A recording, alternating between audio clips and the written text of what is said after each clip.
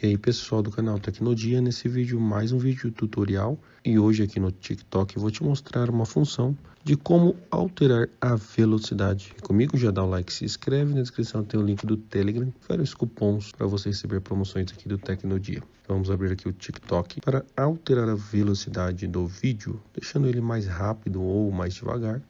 Você vai segurar apertado aqui em cima do vídeo, ele vai abrir essa aba para você e vai ter aqui velocidade. Você então escolhe 0,5, que é o mais devagar, 1 ou até o máximo de 2.0, que vai deixar o vídeo bem rapidinho, bem acelerado.